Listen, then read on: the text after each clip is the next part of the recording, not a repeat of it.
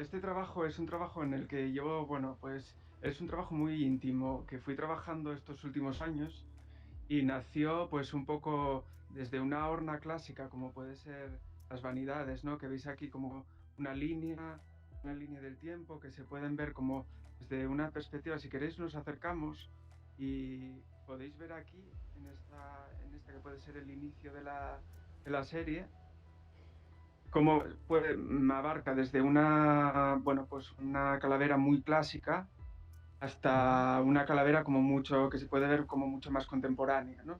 Entonces, lo que quería en este punto, o cuando empecé a trabajar esta obra, era cómo un artista puede ser contemporáneo hoy en día, ¿no? Con respecto a la angustia de las influencias de la historia del arte, ¿no? De los artistas del pasado. Entonces empecé a hacer como una revisión de todas las influencias que tuve desde el principio, desde que empecé a pintar, desde que empecé a trabajar en el arte hasta la actualidad, ¿no? Entonces era, bueno, uno de mis libros que fue pues el punto de inflexión para hacer este trabajo fue La angustia de las influencias de Harold Bloom, ¿no? Era ese libro Ujú.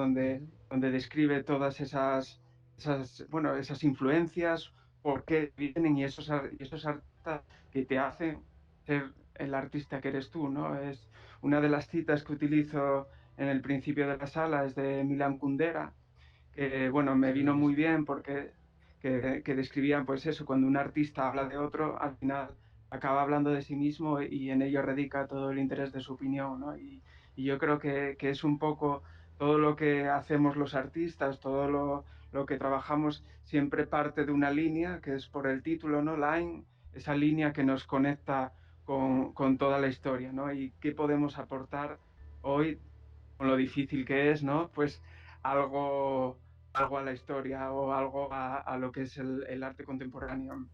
Yo siempre dije que, bueno, pues eso, siempre, siempre tuvo ese respaldo, siempre me apoyé mucho sin prejuicios, porque sí que es verdad que a veces los artistas nos cuesta pues decir nuestras referencias o a veces pues sí, justificarnos pues nos cuesta un poco, ¿no? Porque sí que queremos ser originales, queremos partir de nuestros propios conceptos, pero en este caso yo siempre me he respaldado en esos artistas que siempre para mí me han llevado a unos caminos, ¿no? Unos caminos me han llevado a otros y eso ha partido de esos artistas que al final han dejado sus vanidades, has dejado su historia para que hoy sigamos trabajando, ¿no? Sigamos trabajando en la pintura en este caso. Yo siempre pensé que no iba a trabajar la pintura de esta manera, ni que tampoco le iba a exponer de manera tradicional.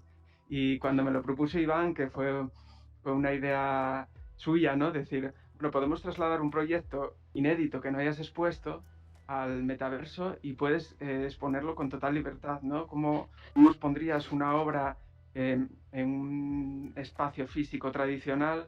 No podrías exponer, ¿no? A un tamaño, pues eso, a un formato grande, a disposición de las obras. Y en este caso, Ujú. pues he colocado estas obras mayores dispuestas en diente de sierra, ¿no? Que quería un poco ejecutar esa línea también del tiempo del espectador cuando vaya recorriendo esa serie de calaveras, esa serie de vanitas, desde también desde una perspectiva como más figurativa a una línea como mucho más expresionista, ¿no? O con una línea más, incluso más abstracta de lo que podemos ver de las vanidades.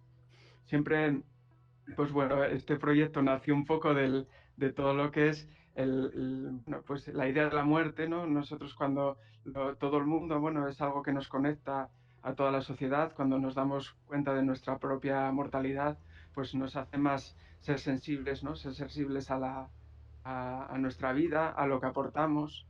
Después, fruto de este proyecto, pues nacía, bueno, pues eso, empezaba lecturas, poemas y veía que iba conectando ese trabajo, ¿no? Ese- esa línea y veía que otros artistas que sí habían trabajado con esta, bueno, claro, es clásico, ¿no? Que habían trabajado con este concepto de la mortalidad, de las vanidades, pues veía que había muchas conexiones entre sí y yo me aprovechaba de esas líneas para hacer Ujú.